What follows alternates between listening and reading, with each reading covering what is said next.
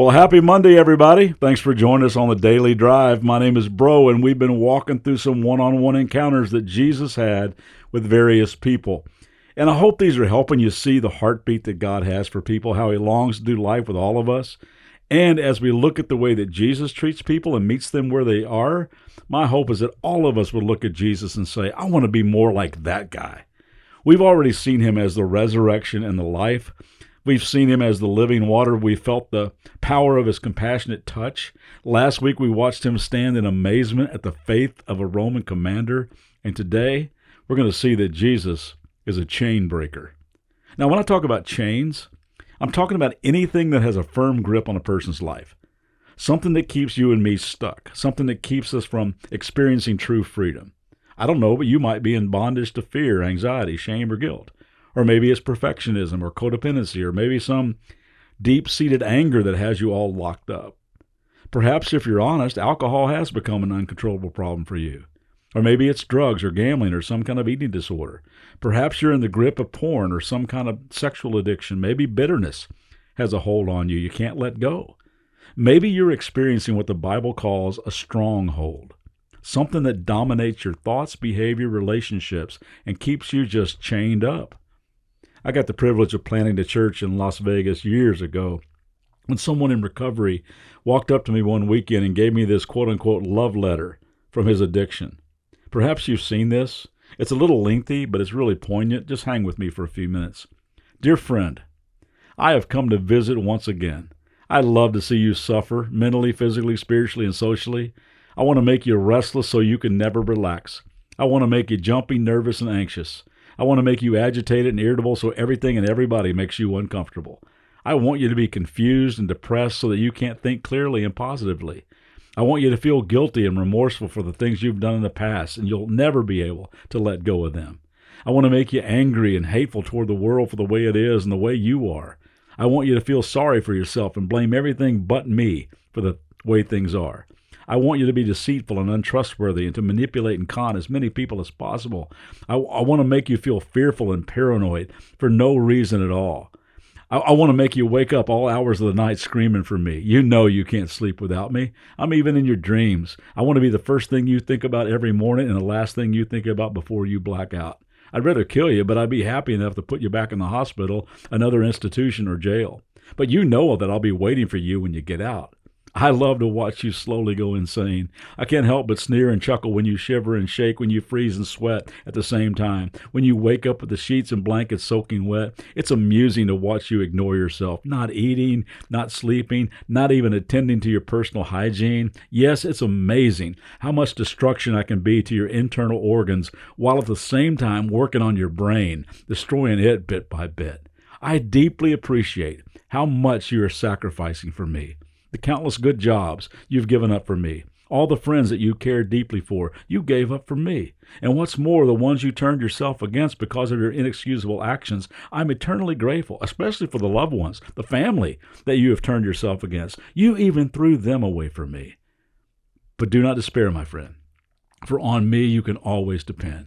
After you have lost all these things, you can still depend on me to take even more. You can depend on me to keep you in living hell. Mind, body, and soul. For I will not be satisfied until you are dead, my friend. Forever yours, your addiction. Woo! You might be saying, oh man, wow. Honestly, that's kind of right on for me. I got chains. Yep. I got chains. Or maybe for you, you think, my issue isn't quite that intense, but it really does feel like I'm stuck. Like I'm trapped in this never-ending spin cycle. If that more accurately describes you, you might relate to the words of a guy named Paul, who wrote these kind of spin cycle words in Romans chapter 7 when he said, I don't understand myself at all. If I really want to do what's right, but I can't. I do what I don't want to do, what I hate. I know perfectly well what I'm doing is wrong, but I can't help myself. It is sin inside of me that is stronger than I am that makes me do these evil things. Ever felt like that? Like you're just in the spin cycle of doing what I don't want to do?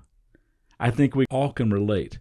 And that's why we all need a power that's stronger than ourselves. That's why we need Jesus to be a chain breaker for us. Now, I want to look this week at an encounter that Jesus has with a guy who desperately needed his chains broken. It's found in Mark, the second book of the New Testament, chapter 5.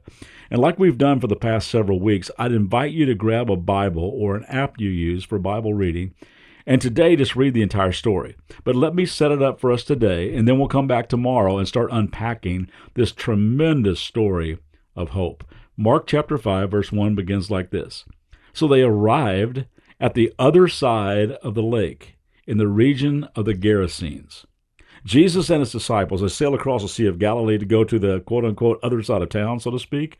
This is outsider territory. This is known to the Jewish people as the Gentile region, the place of godlessness, the other side of the tracks, so to speak, where all, the others live.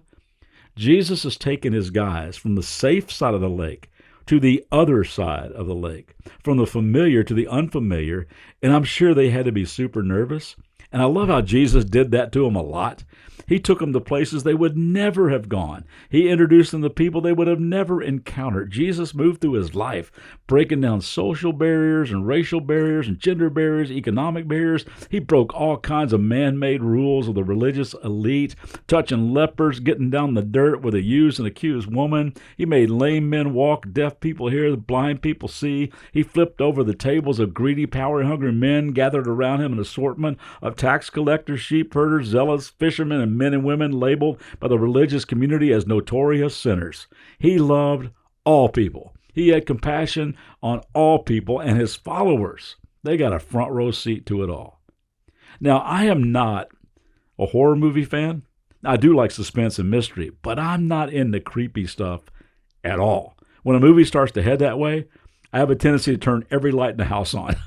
I don't like it. Well, in this scene, not only are Jesus and the guys on the other side of the tracks, so to speak, it's sometime around midnight when they arrive. It's late, it's dark, and as soon as they step out of the boat, something very creepy happens. So we're going to hit pause. Go turn every light in the house on and read what happens. Come back tomorrow and we'll unpack it. Have a great day. See you back tomorrow.